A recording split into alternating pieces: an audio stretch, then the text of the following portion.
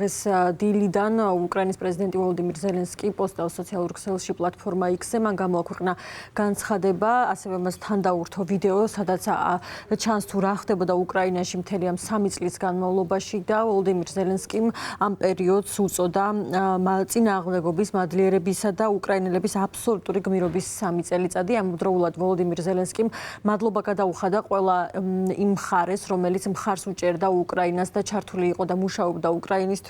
მარადიული იყოს ყველა იმ ადამიანის ხსოვნა, ვინც სიცოცხლე გაწირა ჩვენი სახელმწიფოსა და ხალხისთვის, წერს ვოლოდიმირ ზელენსკი სოციალურ ქსელში პლატფორმა X-ზე. ასევე დღეს გამოეხმაურა გერმანიის საპარლამენტო არჩევნებში გამარჯვებული ქრისტიან-დემოკრატიული კავშირის ლიდერი ფრიდრიხ მერცი ომის მე-13 წლის თავს. მისი განცხადებით 3 წელია თან ახლავთ ნგრევისა და ომის დანაშაულების საშინელი სურათები და ამავდროულად დაცხადებს იმასაც, რომ ევროპა უკრაინის გვერდით იქნება. ახლა როგორც არასდროს უკრაინა ძლიერ პოზიციაში უნდა დავაყენოთ სამართლიანი მშვიდობისთვის, ქვეყანა რომელსაც თავს დაესხნენ სამშვიდობო მოლაპარაკებების ნაწილი უნდა იყოს, აცხადებს ფრიდრიხ მერცი. ასევე ევროკომისიის პრეზიდენტი ურსულა ფონ დერ ლაიენი დღეს დილიდან კიევში იმყოფება. ის არაერთ პოსტს ავრცელებს სოციალურ ქსელში. ასევე დღეს გამოაქვეყნა ვიდეო, სადაც ჩანს, რომ მათ მაიდანზე ვოლოდიმირ ზელენსკისა და მის მეუღლესთან ერთად პატივი მიაგეს დაღუპულ გმირებს და ამავდროულად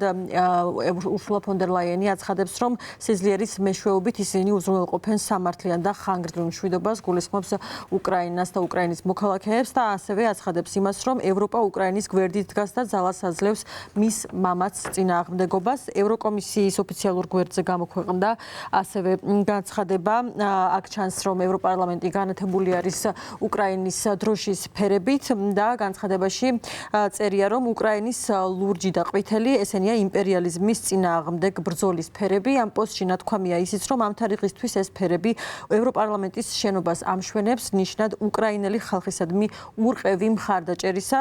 ჩვენი მამაცი მეზობლები, პარტნიორები და ევროკავშირის მომავალი წევრები, წერია ევროკომისიის ოფიციალურ გვერდზე გამოქვეყნებულ განცხადებაში და საქართველოს მეხუთე პრეზიდენტმა სალომე ზურაბიშვილმა გამოაქვეყნა პლატფორმა X-ზე პოსტი. მან მიმართა უკრაინის პრეზიდენტს ვოლოდიმირ ზელენსკის თქვენი ქვეყნის, თქვენი თავისუფლებისა და ჩვენი საერთო მომავლის დაცვის მე-3 წელია. ქართველი ხალხი სოლიდარობას უცხადებს უკრაინელ ხალხს. მან ვიდეო მიმართვაც გამოაქვეყნა და შეგვიძლია რომ მოვისმინოთ ახლა მისი კომენტარი. დღეს უკრაინის წინააღმდეგ რუსული აგრესიის 3 წლის თავზე საქართველო და ქართველი ხალხი მხარს უჭერს უკრაინას. და როდესაც საუბარია მშვიდობაზე, ყველაზე მნიშვნელოვანია, რომ ამ ომის მსხვერპლი, რომელმაც დამოუკიდებლობისთვის, თავისუფლებისთვის, ტერიტორიებისთვის ბრძოლის ამდენი დღე გამოიარა, მისთვის ეს მშვიდობა იყოს სამართლიანი, რადგან სხვაგვარად ვერ იარსებებს ხანგრძლივი მშვიდობა.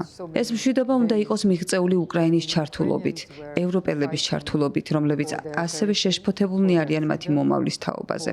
ამ ძალიან მნიშვნელოვან პერიოდში საქართველო თქვენთან ერთადაა და გისურვებთ მშვიდობას. მშვიდობას, რომელიც გრძელდება და რომელიც იქნება მშვიდობა მთელი ევროპისთვის. ჩვენ ერთსა და იმავე ბრძოლაში ვართ.